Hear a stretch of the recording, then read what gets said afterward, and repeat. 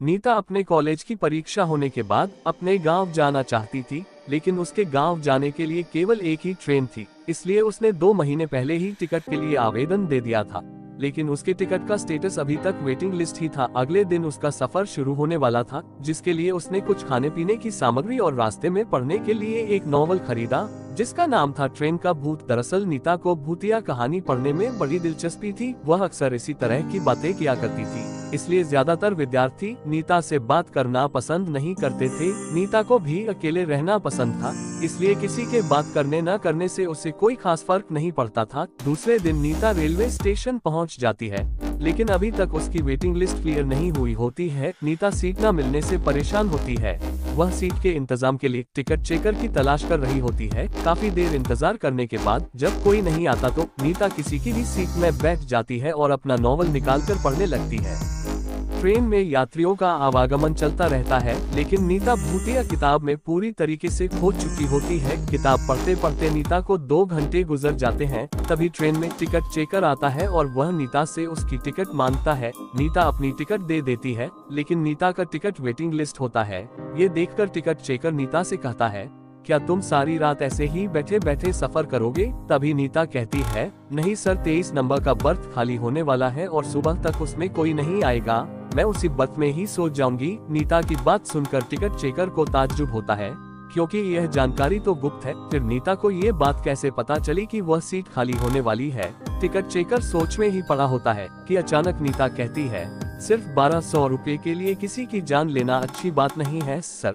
और यह बात सुनते ही टिकट चेकर के चेहरे का रंग बदल जाता है। वह नीता की बात को अनसुना करके आगे की बर्थ में निकल जाता है। दरअसल नीता जो नॉवल पढ़ रही थी, उसमें भूतों को अपने संपर्क में लाने का मंत्र लिखा हुआ था, जिसे गलती से नीता ने पढ़ लिया था और इसी वजह से नीता के अंदर शैतानी रूह प्रवेश कर चुकी थी। नीता से मिलने के बाद टिकट चेकर बहुत घबरा चुका था। दरअसल 15 दिनों पहले गलती से एक आदमी ट्रेन से गिरकर मर गया था, जिसकी वजह यही टिकट चेकर था। लेकिन ये सिर्फ एक हादसा था। टिकट चेकर अपनी सीट पर बैठा ही होता है कि अचानक नीता बगल में आकर बैठ जाती है। नीता का चेहरा पहले से कुछ डरावना लग रहा था। उसके बाल बिखरे हुए थे और आंखों में काजल फैल चुका था। नीता देखने में ऐसी लग रही थी मानो कोई डरावनी चुड़ैल हो। नीता को देखते ही दहशत की वजह से टिकट चेकर बेहोश हो जाता है। कुछ देर बाद जैसे ही टिकट चेकर को होश आता है, तो वह रस्सी के सहारे बाहर लटका हुआ जोर से चीख रहा होता है। उसकी आवाज सुनकर रेल के सभी यात्री इकट्ठा हो जाते हैं, लेकिन नीता के डरावने चेहरे की वजह से किसी की हिम्मत उसे बचाने की नहीं होती। यात्रियों के बीच में एक भिक्षु भी यात्रा कर रहे होते हैं। वो बहुत देर से आंख बंद करके अपने ध्यान में बैठे हुए होते हैं, लेकिन यात्रियों की चीख पुकार सुनकर उनका ध्यान भंग हो जाता है और वह क्रोधित हो जाते हैं।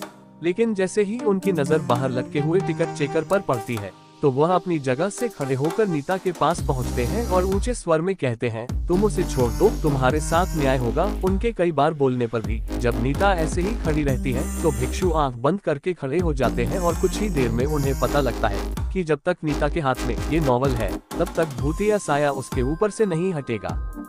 भिक्षु अपनी बुद्धिमत्ता से नीता के हाथ से नॉवल छीन लेता है और उसे ट्रेन से बाहर फेंक देता है। नॉवल का संपर्क जैसे ही नीता से दूर होता है, तो वह बेसुध होकर ट्रेन के अंदर गिर जाती है। लेकिन इसी बीच टिकट चेकर, जो कि ट्रेन की खिड़की से लटका हुआ था, वह नीचे गिर जाता है।